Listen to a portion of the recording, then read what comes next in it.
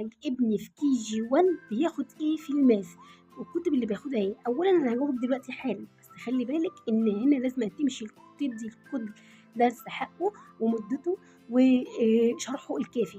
يعني ابني في KG1 أول حاجة بياخدها الnumbers من أول إيه، من أول 1 لحد 50.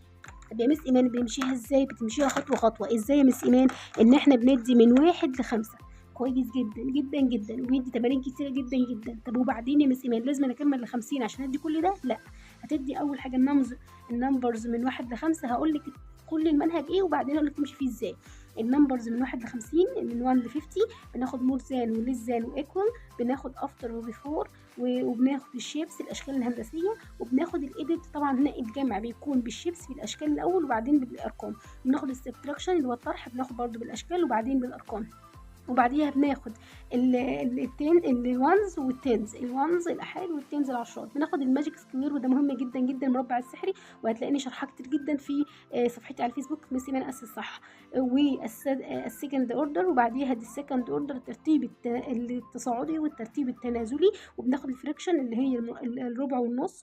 هنا بقى مس إيمان خلصنا المنهج خلاص، هو ده بس، ده اللي